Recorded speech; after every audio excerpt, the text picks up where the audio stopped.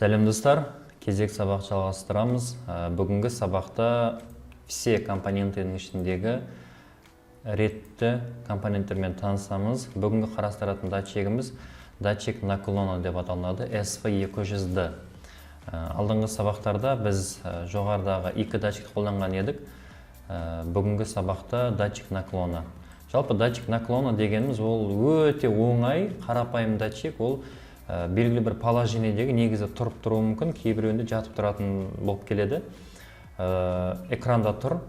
Жалпы қызметі екеуі ғана, 1 және 0. Тұрған қалыпта, егер құлайтын болса, ол 0-ге береді, тұратын болса 1-ге береді. Ол смотря подключениеңізге байланысты.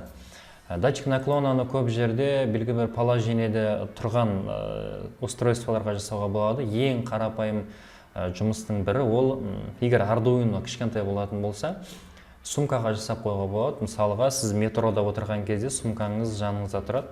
Сол кезде сіз оны қосып қоятын болсаңыз, датчик наклона сумкамен бірге тұрып тұрады. Егер біреу мысалға алмақшы болып құлататын болса, вибрация немесе сигнализация ойнауы мүмкін.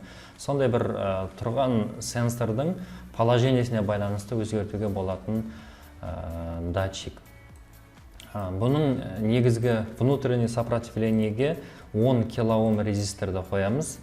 Сонымен қазір бізде 2 пин болатын болса, 2 пиннан 3 пин шығарамыз. Сонымен 3 пинға жалғаймыз, минусқа, плюске және де Arduinoның пинна 10 килоом қолданылады. Положениені оңға немесе сол жағына қоямыз, кез келген жағына. Және қойған жағымыздан біз пин аламыз.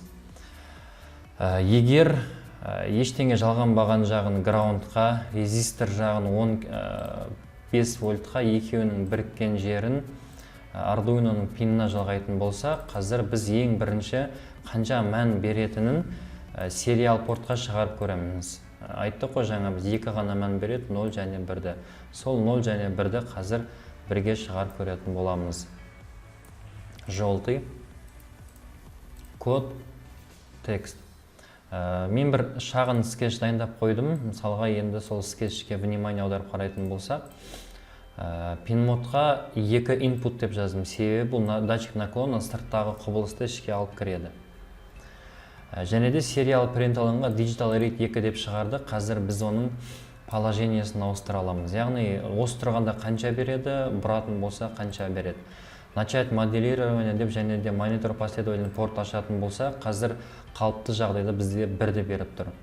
Үстінен 1 рет басамызда, қазір оның бұл тұрып тұрғандағы положениесі, егер құлататын болсақ, бізге ол 0-ді береді. Мінеке 0-ді берді. Қайтадан орнына қайтаратын болсақ, датчик наклон тұрғызатын болсақ, ол бізде 1-ді береді.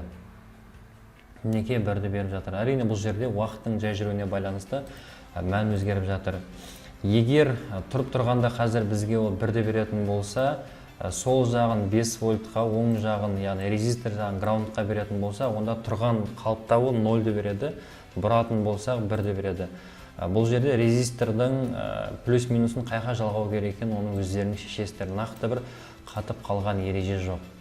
Біз оны орнына қайтарамыз, ештеңе жалғанбаған жағын минусқа, резистор жағын плюске беремізде.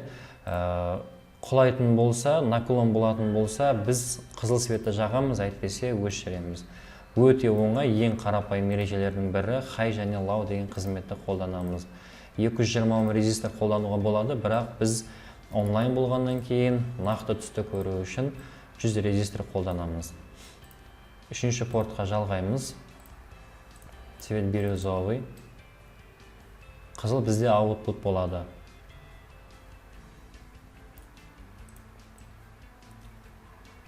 Код. Қазіргі тағы бір рет тексеріп алайық. Осы тұрған положениесінде ол 1-ге тең.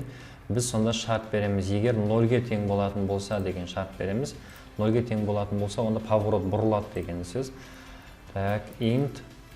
Қызыл тең 3-ке. Pin-мод қызыл output.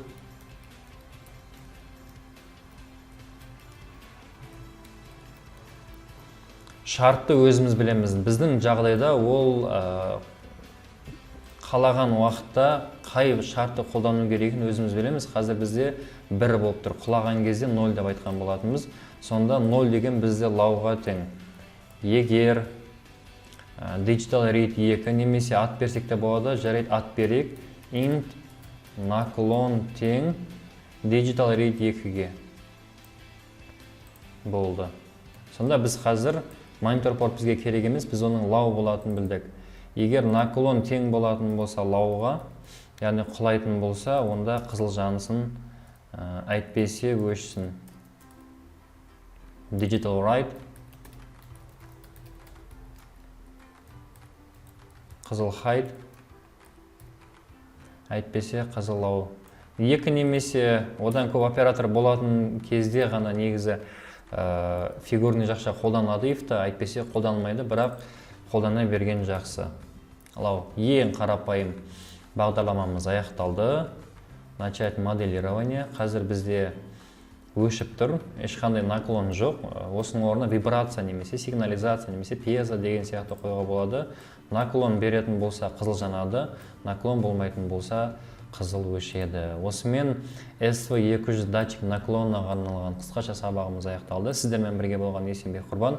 Видеода түсінбеген сұрақтар болатын болса комментарийге қалдырамыз. Келесі сабақта жүздескенше сау саламатта болыңыздар.